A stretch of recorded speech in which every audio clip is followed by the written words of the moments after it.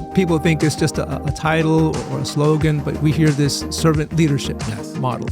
But like you said, that's what we strive for. We remind ourselves and remind others that we are here to serve them and them not to serve us.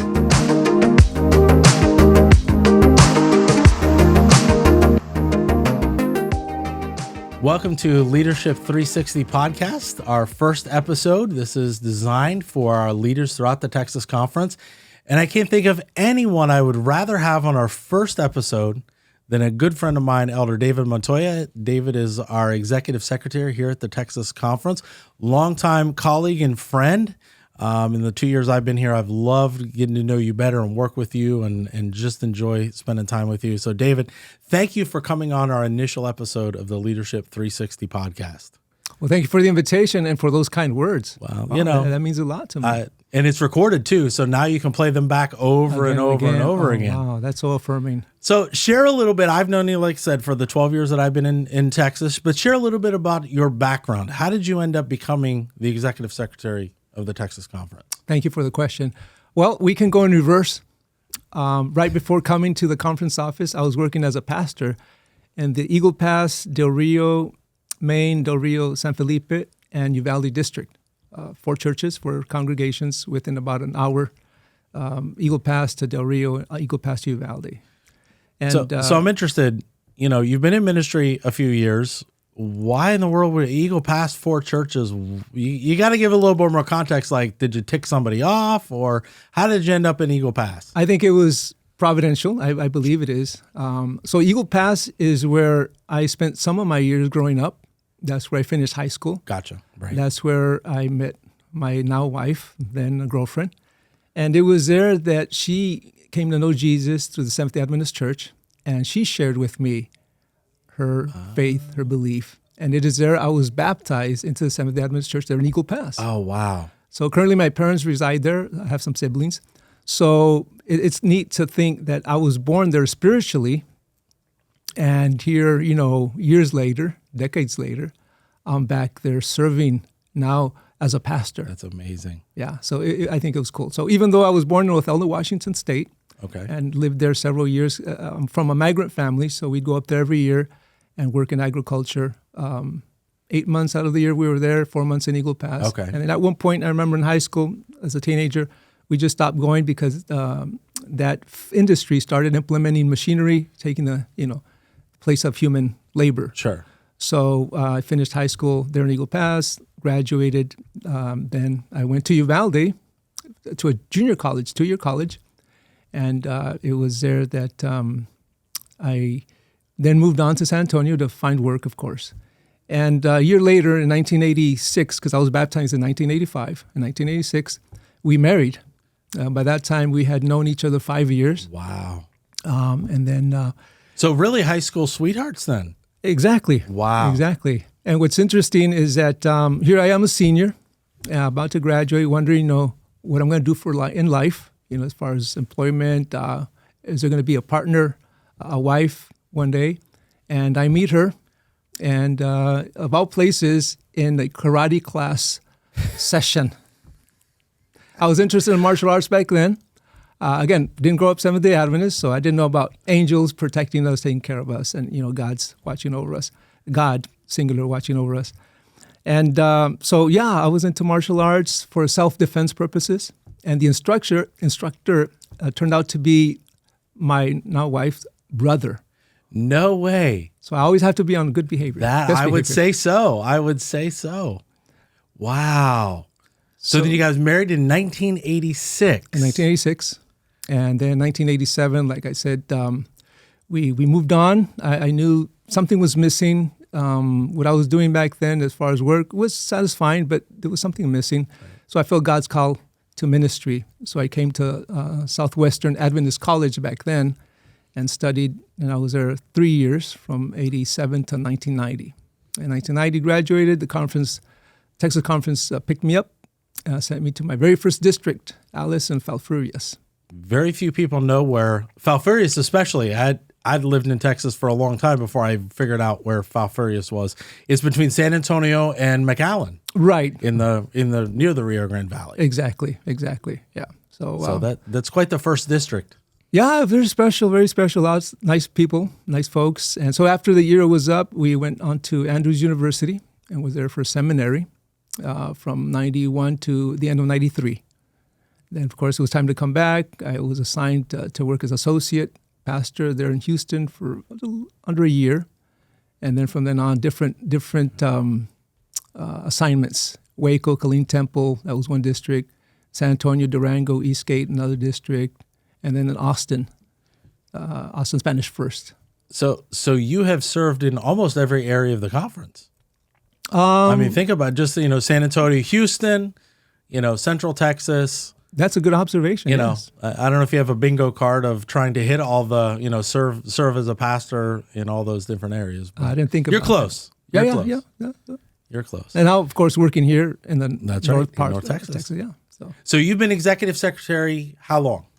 I have been executive secretary since May of 2019. Okay. So a little over 4 years. 4 years and some months. So I'm going to ask the obvious question for our listeners. What in the world is an executive secretary? That's a great question. So the executive secretary is one of the three executive officers. Okay. So you have the president, you have the treasurer, and you have the executive secretary. And it's my department or ministry, because they are ministries. Mm-hmm. All the departments here are ministries, is the one that maintains corporate and church-related records. Pertaining to the Texas Conference of the Adventists. So it is our department or our ministry that oversees, for example, when someone is baptized, we make sure that baptism or profession of faith is recorded. Okay. When there's membership transfers, we oversee that, make sure it's done appropriately and effectively and efficiently. It is my department that also processes pastoral transitions. Okay. Whenever there's a vacancy, with the help of our field secretary, which is David Runnels, Elder Runnels, we make sure that as fast as possible, as soon as possible, as efficiently as possible, there is in place a pastor for that assignment there. We process new employees, whether they be pastors, teachers, office staff, or others. And we also process retirements. And some pastors, decide perhaps to go to a different conference or a different ministry altogether. So we'll process those resignations as well. So administrative, you do the heavy lifting of the administration of the conference, kind of the day in, day out, just taking care of the numbers and taking care of all the statistics within the Texas Conference. Great summary. Yes, as a matter of fact, of the three, I understand that my ministry is more, like you said, the administrative part of it. Sure. In some circles, I'm known as a COO. Oh, right, sure. Chief Operating Officer. Sure. Sometimes I wonder if it's COO or COO. And also some fields refer to the executive secretary as the vice president of administration. Okay. So well, coming as a former administrative pastor, executive pastor, I totally track with your role in making the trains run on time and make sure, because our field is very large. Talk just for a second about how large our field is in terms of territory, because I think there's some people, hopefully many of the leaders that are listening, understand kind of the Texas Conference does not cover the entire state of Texas. So talk a little bit about the territory, but also talk about some of the numbers, because I think we sometimes forget, everything's bigger in Texas. I understand that completely from all the time I've lived here. But what, in terms of territory, but also in terms of demographics, how big is the Texas Conference? Well, good point. The western part of Texas belongs to Texaco, which is New Mexico combined with the western part of Texas. So you're right. We refer to Texas Conference, but we realize that part of it is with our sister conference, Texaco. And as far as membership goes, we are, according to the last statistic, the most current, we are at 67,500 members. 67,000. Wow, praise God. Mm-hmm. And that, of course, and I have some notes here, those folks are shepherded in 256 churches, 69 companies, and 32 groups. So, like you said, it's big. Going from, and this is what I find very fascinating about our territory, going from the Red River between Texas and Oklahoma to the Rio Grande River down in the south, from just east of Abilene over to the Louisiana and Arkansas border. Exactly. It's a big territory. I know you and I have driven a lot of the territory over our time in Texas. So we have the opportunity to shepherd so many of these different churches, and our pastors do a great job, and our teachers do a great job in doing ministry. Do you know off the top of your head, I won't hold you to the number, about how many pastors we have or how many educators we have in the Texas Conference? According to the latest, again, stats, we have 240 pastors and associate pastors. Okay, 240. And then I was just checking with our church planning director. We have 85 VLPs. Oh, wow. Volunteer lay pastors. So they are not paid pastors. They're volunteers that go to exactly some of our smaller churches. Right. Gotcha. Right. Mm-hmm. Wow. We have 85 of those. Yep. In a program that just started not that long ago. Not that long ago. Gotcha. Yeah. So, and then educators, I think we may have a little less than pastors. I think we may have 200 educators. Right. I don't have that stat right here in front of me. So we're going to have the education department on later this year. So exactly. I don't want to. Yeah, I don't want to. I will ask them. That's right. Yeah. Ask them. So you're responsible as executive secretary. This is, again, a large field, a lot of things you've got to take care of. Talk for a minute about who else makes up your department. You talked about Elder Runnels. Who are some other people that make up your department that our leaders in the local church might interface with in one way or another? Right. Well, we have Rhonda Gardner. Okay. She's my executive administrative assistant. So she fields a lot of calls and emails from our members, from our local leaders. And then we have Mary Ramirez. Okay, yeah. She's a membership clerk and handles, transitions, whether into churches or out of churches, between churches, baptisms, recording those baptisms and profession of faith. So she's the one that the church clerks mainly interface with if they deal with something. Okay. Exactly. Yeah. And then Elder Runnels takes care of pastoral placement on the English side. Exactly. You've got a good team. Yeah, we have a great team. Very knowledgeable, very experienced, very skilled, and very dedicated. Yeah, they very, very much are. So, again, we're talking to leaders in the local church. Explain, if you can, in a short way, because it can get very convoluted and complicated, the different administrative layers of the Seventh-day Adventist Church. And then, let's do that, and then I'll ask the follow-up question to that. Sure. Well, basically, you have the local church members, okay? So you have a group of local church members. They make up a church. Okay. And I mentioned, groups, companies. So, you have 15 to 20 members. They will form a group, a mission group. And then over time, as they grow and become, say, 35 members or so, they can qualify to be a company. Okay. And once that company becomes, there's several benchmarks, but I'm focusing on the membership. Whenever they hit about 70 members, then they can become a church. Gotcha. And of course, there's different processes that take place. So these churches, of course, are the first layer, so to speak, churches. Then a group of churches gives us a conference. Okay.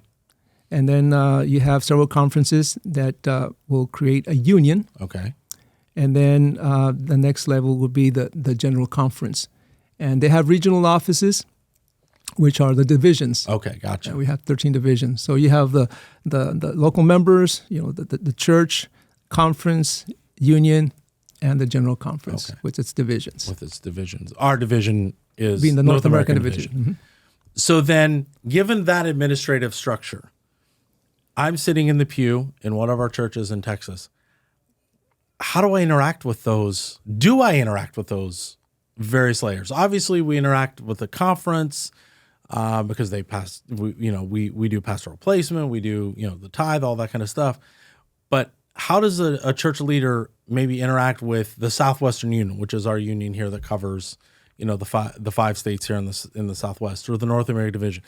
Does it really make a difference in the life of a local church member, these different administrative levels above the conference? Mm-hmm. Well, besides the ministry that the executive secretary carries out, among those responsibilities is public affairs and religious liberty. Okay. So let's use that one. So basically, when a member has a religious liberty issue or challenge, whether at work or at school, then they can call up to our office, and we help them whenever it's necessary to go to the next level. Then we invite the union counterpart, in this case, Elder Stephen Brooks, Secretariat there, to give us a hand. Okay. So at that point, if that help or assistance is required, then that individual, that church member, will be interacting with Elder Brooks on that level. Okay, gotcha. And if it's necessary to go to the next level, North American Division, then we would do that in that particular. So some of it then may be breadth of resources. Yes. In terms of how, the further up that you get in the administrative structure, there's more resources that could be tapped into at these different levels. Exactly. And sometimes, for equipping purposes or empowering purposes, our union, in this case, like you said, Southwestern Union, will give us a hand. They'll have a regional training or equipping program of some sort. And of course, our members will be invited to take part and participate and, of course, interact with our leaders of the union. So with the local church, we talked about the local churches make up the conference. Mm-hmm. I want to bring up a word that a lot of people may hear, may not understand, and that is constituency. We just had a constituency meeting here this last summer. Right. What in the world is constituency? How does that play into the entire work of the conference and then ultimately constituency of the union and further up? Right. Well, basically, a constituency session is really a business meeting. Okay. For the whole conference. So a local church has a business meeting in the local church. Every member can attend to that. So what you're saying is a constituency session is just a business meeting for the conference. Right. Okay. Right. And each church selects delegates, will represent the church there at the constituency session. Okay. So with all these layers of organization of our church denominational structure, our members ultimately have say who leads the church. Okay. We have a representative form of government. Okay. So members will come together, they'll vote, and again, send representatives, whether it's a local, regional, or the global level. Okay, gotcha. Even to general conference. Exactly. Because that's how delegates are chosen as well. It's through the representative layers below them to do that. Exactly. And of course, in the whole process, it's prayer. Sure. Is key. It's bathed in prayer, and our delegates are constantly praying, asking God to lead and guide so that His will is done. So what are some of the things for someone who's never been to a constituency session before? What are some of the things that we do at constituency that we don't do any other time? Great. Well, first of all, we give reports. Okay. Secretary will give report, treasurer will give report, the president, and other departments, whether it's education, whether it's evangelism, and so forth. So a lot of reporting takes place, and it's opened up for questions. Our members ask questions. They want to know, perhaps expand on what you just stated. And also decisions are made, transacting business. Decisions are made on things that the local conference on its own with the executive committee, Which we'll talk about in a second, right? cannot carry out. So, for example, say, we want to purchase property for a camp, Lake Whitney Ranch. Well, the executive committee cannot decide that.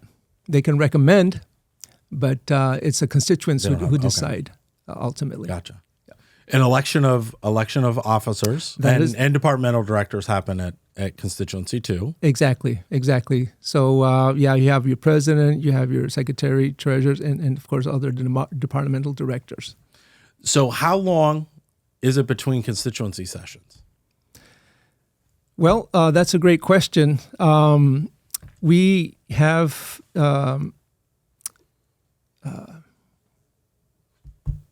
my mind just went blank. No. We have between constituency sessions, of course, we have area meetings. Oh, right. We go reporting. We go and give reports to the different areas. And then once every 4 years, then we have the constituent session. Gotcha. So someone might be sitting there again in a local church here in Texas and say, wow, those layers, you got the conference who's in Alvarado, you've got the Union, Southwestern Union headquartered in Burleson, just up the road from us here in Alvarado. You got the North American Division in Silver Spring, Maryland. You got General Conference, the World Church is headquartered. Why do we need all these different levels of administration? Share, why is it important that our church is structured the way that it is? Right. God is a God of order. Mm-hmm. And his church also needs to be a body that works in an organized, united manner. So because our main objective is mission, to preach the good news of Jesus, then definitely we need order, we need organization, we need unity, we need strength. And the structure that we currently have allows us to do just that in the most effective and efficient way. So we want to preach the gospel, we want to preach the three angels' messages, we want to preach the good news of Jesus. Then for that to happen, for the Great Commission to be fulfilled, we need structure. Okay. We need organization. Otherwise, any institution, any entity, any business, any church without organization would be chaotic and would cease to exist sooner or later. So the way we are structured is for mission. Exactly. Mission not only in our territory where our church is, but literally mission worldwide, around the world. Mm-hmm. One of the great things, and I know you've traveled around the world as I have, is very interesting to go different places in the world and walk into a Seventh-day Adventist church and realize that a lot is the same because we are under one big umbrella. The hymns may be in a different language, but the Sabbath school lesson is the same. The branding of the Seventh-day Adventist Church is the same. So there is something that when you travel, you really get a sense of, wow, this church is more than just my church here that I go to every Sabbath, but it's literally a worldwide church, and we have a worldwide field to minister to. One of the things that kind of sticks out as we were talking about the membership is, and again, this is the entire state of Texas. We have 30 million people living in the state of Texas, and I kind of did the math with our conference, the Southwest Region Conference, even the part of Texaco that is in. We've got a lot of work to do. 67,000 people on membership is, praise God, but what I hear you saying is that our structure is designed to keep moving that mission forward. That's correct. And recognizing that we're a much bigger thing than just our local church. That's right. So we talked about committees. I want to bring up committees. Our church, good, bad, or indifferent, we love our committees. There's a joke that, if you want an idea to die, assign it to a committee. And we as Adventists will just keep meeting about it. It'll never happen. We do our work through committees. Right. Talk about some of the committees that we have here at the conference level, and then how that interfaces with our local churches. For example, you alluded to executive committee. So what is executive committee? How does that interface? But what are some of the other committees that we have at the conference level? Sure.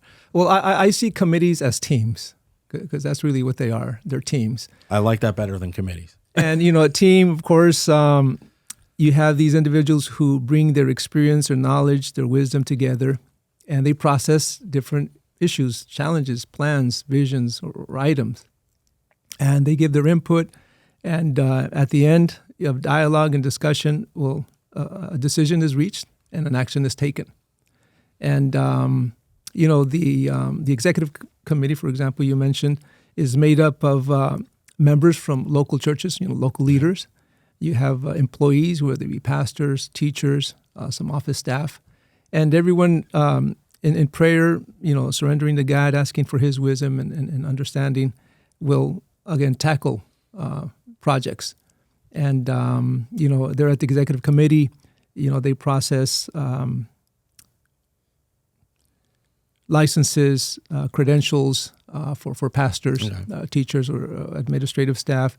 They will process new church groups, plants, companies, churches, and a lot of, or everything, I should say, that is processed at the Personnel Committee, which is another committee, and the Finance Committee will be affirmed or ratified, if I could use that term, there at the Executive Committee. So any decision that is made at the Personnel Committee or the Finance Committee, in these examples, are recommendations really to the Executive Committee.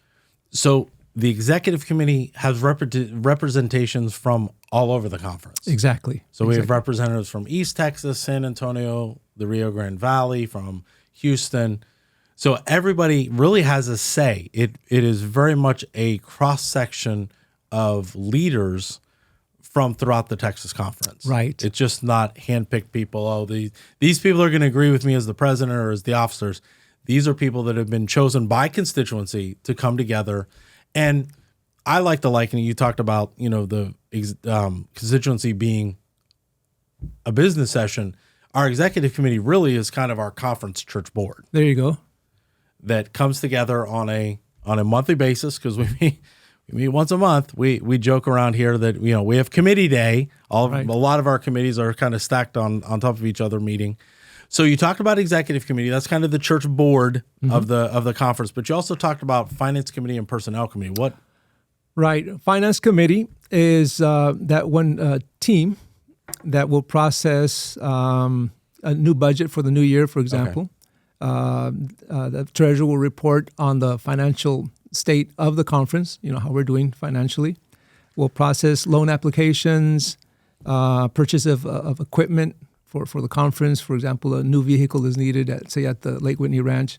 It'll be processed there at finance. Okay. And then personnel, what do they do? I guess it's in the name, but give us a little bit of a sneak peek of what is personnel. Right. Personnel deals with persons, like you said. And whenever a new person needs to be hired for a ministry, a department here, it'll be processed there. Again, if someone is retiring, it'll be processed there. Pastoral transitions, it'll be processed there. And again, these are all recommendations that these are all subcommittees of the executive committee. Exactly. Okay. So again, on those committees, correct me if I'm wrong, because I've served on both personnel and on executive committee. There's a cross section of people on finance committee. There's a cross section of people on personnel committee. There's a cross section of people on executive committee. So we, as a church, again, because we're part of a global church, have this representative model of governance where we want to have wisdom from all over our field. Exactly. As you kind of look at your time as executive secretary, have we done a good job of representation? I mean, you feel like everybody, every constituency, every group has been represented on our committees? I believe so. And, someone might say, well, that's what you're saying that because you're here at the office. But as I look, the individuals that are there, again, much prayer is invested in those decisions and, whether it's at the local level or here at the conference. And I know without a doubt, having those different individuals represent those different areas is intentional. And that is to have that balance and get perspective from, that brother who's a mechanic, right, or the teacher, or the physician, whatever their field is, they are rich in experience and understanding, and I believe that enriches our process. Well, I appreciate you calling committees teams. I'll try to remember that we're going to have team day instead of committee day. There you go. Starting in 2024. We have other committees. We have Board of Ed, other committees that work, but our church here at the conference, the churches all have representatives on these various committees. It's exactly. Just not, okay. Exactly. Yeah. Before these committees or teams are put together, we look at all areas and we make sure that, like you said, there's representation from every area. Make sure, we have gentlemen as well as ladies. We have those more experienced and perhaps those who are younger. We want to have that balance. So I want to talk a little bit about kind of governing documents, kind of to segue. We hear the church manual. talk to us a little bit about what role does the church manual play in the local church for a leader? Excellent question.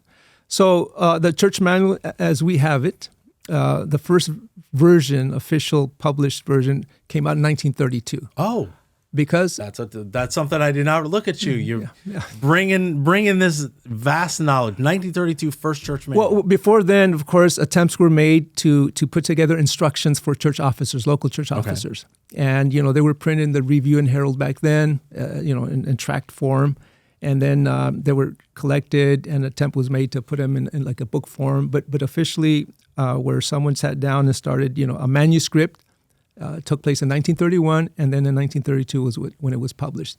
And basically, the church manual is those instructions or descriptions, I should say, of how a church should operate, local church should operate, and how administration should be carried out.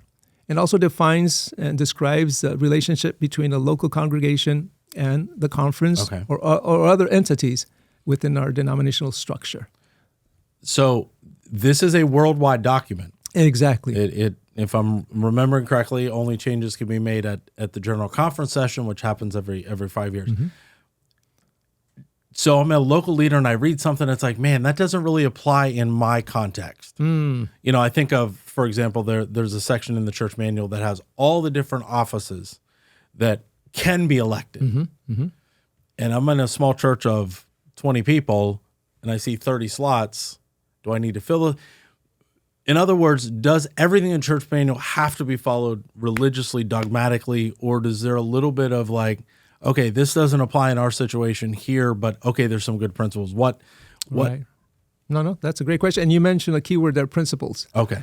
So yes, the church manual, its contents are based on biblical principles, principles found in the Holy Scriptures and underscored by the spirit of prophecy. So I think those principles, I know without a doubt, those principles need to be followed. But in the practical application of, how many individuals should form a nominating committee, in a local church, well, that all depends, like you said, on the context, the size of the church. So in those kind of areas, then, you have to adapt. You have to apply what works. But as far as principles, anything pertaining to the administration or the functioning or operation of the church, those principles need to be followed. And for the well-being. And they're found in the church manual. Okay, exactly. Gotcha. One of the other documents that you'll hear referred to, especially at the conference level, but I'm sure our leaders hear it, is Constitution and Bylaws of the Texas Conference. Now, that's a completely different animal, I think, than the church manual. The church manual is a worldwide document. Constitution and Bylaws specifically deals with what here in the town. What is in what's in the Constitution and Bylaws? Right.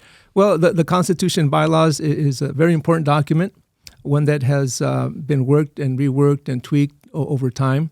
And there is a standing Constitution and Bylaws committee that will periodically review it to see if something needs to be changed, and which, by the way, only a constituency can that's something be changed. else. Okay. So basically, the Constitution and Bylaws is a document that helps the conference operate and function in an efficient, effective manner. It talks about the executive committee, who is a chairperson, the president, the secretary, treasurer, and their roles, and also how the nominating committee process works. Gotcha. And different formulas and representations, numbers, and so forth. So, I want to go back to what you said. God is a God of order. We need to have structure. And as we look at the Seventh-day Adventist Church, it is the structure is designed for mission. Exactly. And I wonder. And I'm going to end with this question, and then I'm going to ask you for your takeaway. Are the structures of the church as we are in 2023, are they working? I mean, is it again, every structure has issues because it's with people, but how do you see, because again, you get to attend meetings with the union, with the division. Is it working well? Is it working? Do we need to ditch it? I mean, I've heard all these different things in my time in the church. What's your perspective on our structure, since you're so intimately involved with kind of how it all works and helping it to be efficient. Yes. I believe, and you mentioned, because this is a divine institution. It is God who authored the church, and He's the head of the church. Jesus Christ is the head of the body. But we're dealing with human beings who, we aren't perfect, Right. of course, and we, of course, do our best in God's power and grace and wisdom. But I think the structure, the way we have it currently, works. And now, if God were to reveal something different, we can improve here, improve there, then we need to be sensitive to His voice and His direction. But, one of the blessings that we have as a Seventh-day Adventist Church is the spirit of prophecy, the writings of Ellen White. And, she underscores and reviews the different levels of organization. And when applied and blessed by God, of course, then the result is prosperity, spiritual prosperity, Sure. growth, increase, expanding the kingdom of God. I appreciate that. And one of the things I think that as someone who's been in the church his entire life, I've seen the philosophy change a little bit. Instead of being a top-down organization where everything kind of flows from GC, NAD to, union, conference, local church, the philosophy has changed now that we realize the local church is the heart of the church. Exactly. And that every administrative level, from our level at the conference to the union to the general conference, North American Division, they are to serve the local church. And I think that's something that I think has helped our structure continue to be effective, is this philosophy change of the church. Those people in those 200 plus almost 300 churches around the conference and companies and groups, they are the heartbeat of the conference. If it weren't for them, we would have no role. And so our role, and I love this administration, which you're a part of, has the philosophy of we are here to serve the local church. Exactly. And I think that change in paradigm has helped our structure become even more effective. That's right. So I appreciate that, on behalf of the leaders that are listening. Thank you for having that philosophy of the church is really where it's at. And we want to do whatever we can. And, some people think it's just a title or a slogan, but we hear this servant leadership model. But like you said, that's what we strive for. We remind ourselves and remind others that we are here to serve them and them not to serve us. Right. So one takeaway. One of my goals with this podcast is every month with one of my guests, I say, if everybody forgets everything you said and I said, which they probably will, what is one takeaway you want them to remember from our time together today? Well, we need to remember that what we do as a conference, as a church, it truly is a ministry. It's not some organization that has no spiritual motive or goal or objective, but it is a ministry indeed. And everyone is valuable. Everyone is important. Our church member sitting, like you said, in that one small church or a big church is valuable and important, and is indeed very important part of the Texas Conference team. Like you said, we're here to serve and not to be served. Right. And I think our greatest asset, and I'll just finish with this, our greatest asset after God and salvation in Christ, our greatest asset are people, our church members. Each one is so unique, important, super, and no one should ever feel or let themselves think by someone or something telling them that they're not valuable, that they don't count, but they do matter. So if it weren't for our members, then we wouldn't have a ministry. That's right. Thank you for that. I appreciate that. So one of the things I want to conclude with, that I'm going to do with every one of our guests, so you're number one, kicking it off, is the lightning round. And basically I've got 6 questions. Doesn't have to be long answers, no right answer, no wrong answer, but it gives us a chance to get to know you a little bit more. Are they true and false? They're not true and false. So let me start off the first one. Beach or mountains? Beach, I think. Beach. Any particular beach you like going to? We visited several, and they're all very nice. But yeah, Now, mountains are also nice. So You it's can't have kinda both. okay. No, wait a minute. You said beach, so you got to go with beach. See, look. Yeah. So, any particular beach? We were in Hawaii one time, Maui, and that was very nice. All right. So, yeah, very relaxing, very scenic. All right. Most used app on your phone? Most used app on my phone. Wow. Probably the weather. The weather. Believe it or not. Yep. I like to run. That's right. Outside. That's a whole different, yeah. And so I'm always checking the weather. What's it going to be like? Am I going to be able to run? If not, do I have to do something in the garage, cardio-wise? So how am I going to dress? Of course, winter approaching. Is it just 1 layer, 2 layers, or 3 layers? So, yeah, I think that's... And for our listeners, when David says he runs multiple miles, longer than I even want to drive. But anyway, favorite hobby outside of ministry? Favorite hobby outside of ministry? Well, if it's considered a hobby, I don't know. But yeah, exercise. Exercise, yeah. Many forms of employment, jobs, trades, what have you, can be very stressful. And, ministry is not an exception. So we have to find some type of outlet, some type of form or system of escape, if I can use that. So I found that exercise does wonders for me personally.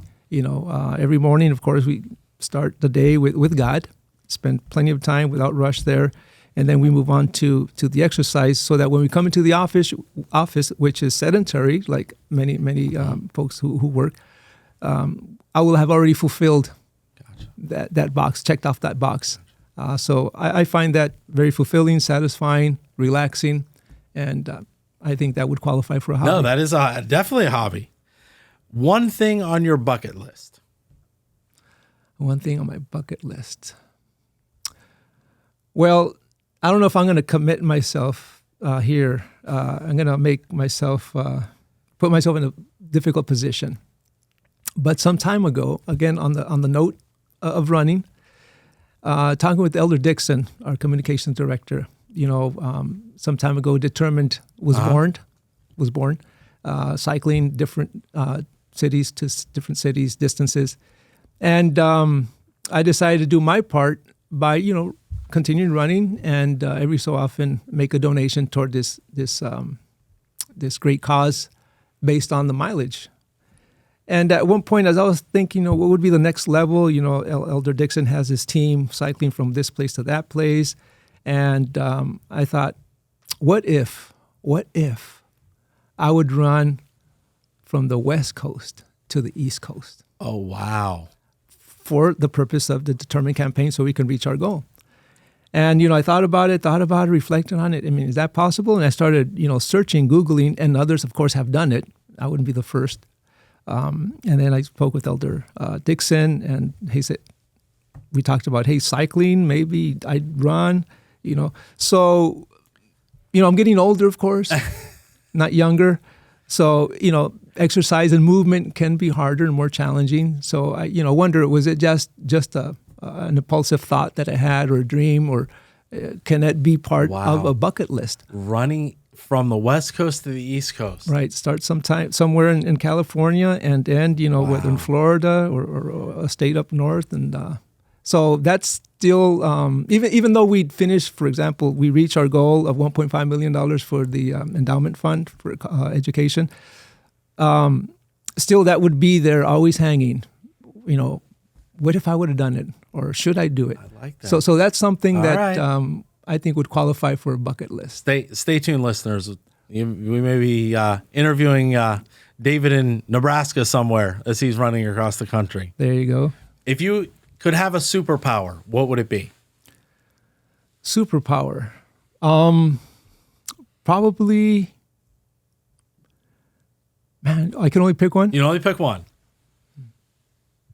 It'd probably be strength. Strength. Again, it's all related. It is. Yeah. A close second is the ability to be invisible. Oh.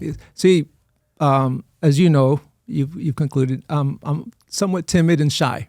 I don't like to be up front, and that's rather unusual for a preacher, right? but God knows what He does, I believe. So strength, because as we get older, we lose strength. So to have strength, as a constant, and to be able to do things for others, whether elderly parents, for example, Sure. Our grandkids, helping them, supporting them, strengthening them in some way or some fashion. I love that. Yeah. All right, last one, and I know you're going to hit a home run on this one. Best piece of advice you've ever received? The best piece of advice that I've ever received. Again, there's many, right? So the best one, probably be yourself. Be who God made you to be. Don't try to be someone else. Don't try to talk, act, behave like someone else. Although everyone is unique and they're very gifted, of course. But to just be myself. God created me uniquely, like He created you in a unique manner, and we all have something to contribute and to make a difference in this world. Knowing you as long as I've known you, David, you are living that out. You are someone who is very unique, who I love to just continue to get to know and to work with. But you are yourself. That is truly. There's no pretense. You are who God created you being. And I thank you for that. I thank you for joining me on the Leadership 360 podcast. For those who are listening, you can subscribe. We're going to have an episode every month on the third Thursday of the month. So if you hit subscribe, you'll make sure that you won't miss it. But I'm excited to begin this journey with you as our leaders here in the Texas Conference, as we seek to be better leaders in our home, our community, and in our churches. So we look forward to seeing you and talking to you next month.